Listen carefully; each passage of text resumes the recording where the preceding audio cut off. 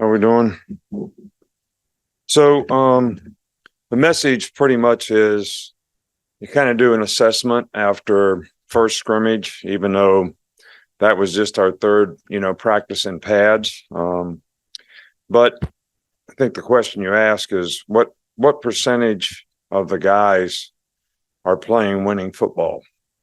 And are you willing to do the things you need to do to invest in yourself so that you are doing the things that you need to do so that you can improve? Because the tendency is, especially in the conditions that we're in, is it's very easy to endure practice. Do what you have to do to get by. Don't really focus. Don't really play fast.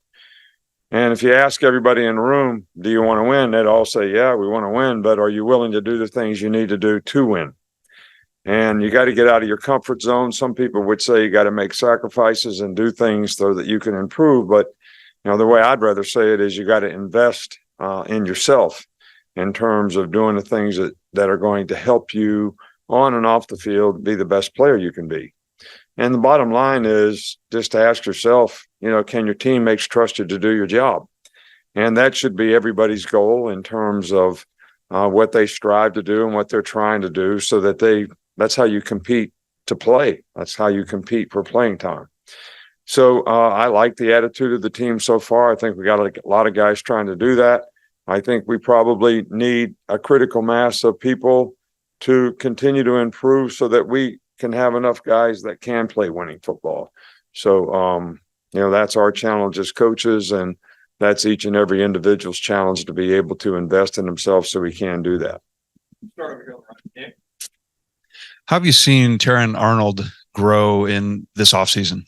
Terrion's, I think anybody that gets experience playing, which he got some experience last year, I think he's much more confident. I think he has a better understanding and probably a little more maturity about, what he needs to do to go out there and perform well. So, and there's competition at the position.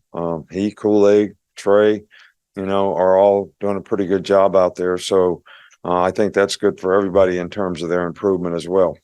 Back in the middle with Matt. Matt, did you have one or was it Nick? I'm sorry. Regarding the quarterbacks, do coaches kind of provide some off-the-field evaluation on if the quarterbacks are kind of living up to the leadership habits and communication you guys want from a starter in that role? What I tell the quarterbacks is it's not up to the coaches.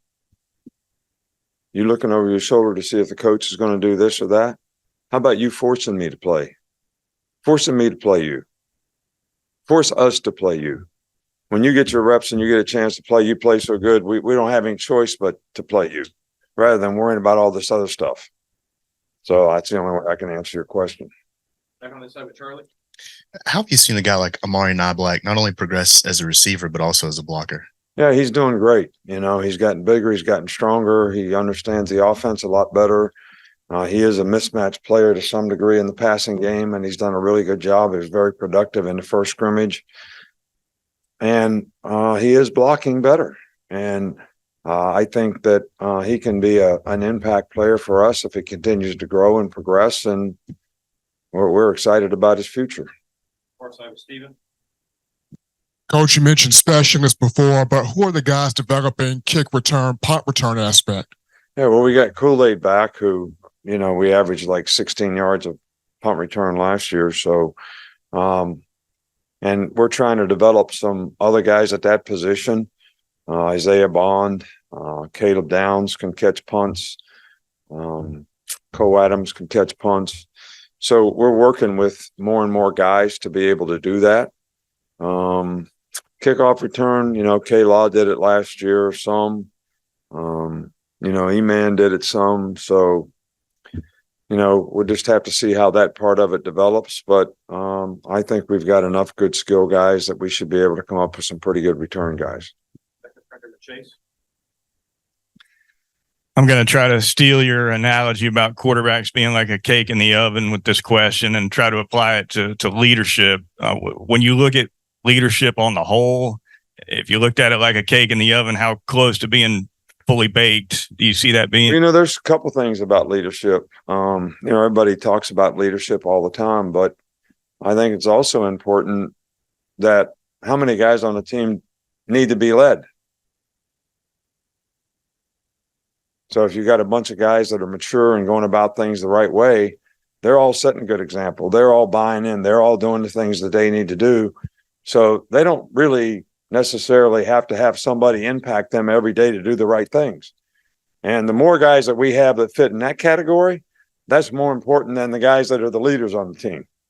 Because I think that's what you're trying to get. Now, there are some guys that have an impact on other players.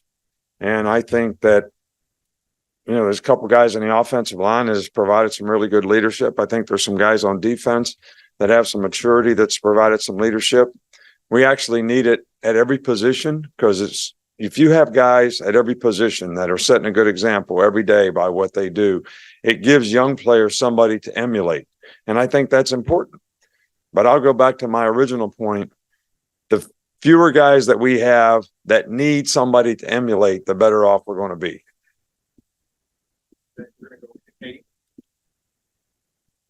You talked after the scrimmage about positions like offensive line and defensive line needing to develop more depth. How can that happen over the next couple of weeks before kickoff? Or is it what you talked about earlier about people needing to individually invest in themselves? Yeah, guys have to focus. They got to get reps. They got to learn from their mistakes.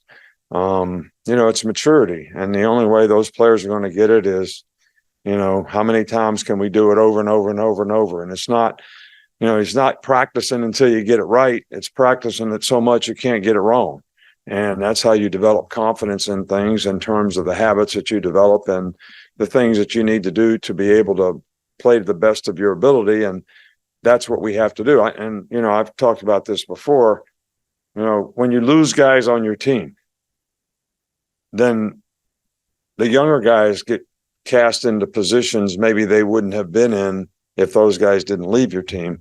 And the depth of your squad gets affected to some degree by some of those things. So it's important that we do a great job of developing the young players and getting them in a position where they can be players who can go in and play with confidence and give us a chance to be successful even if they have to play. What have you seen from the inside linebacker position? Are you confident with the group you have there? Well, I think that we need to continue to improve. I think we got a couple guys that are playing really well. I think we need to get more guys to play well at that position. So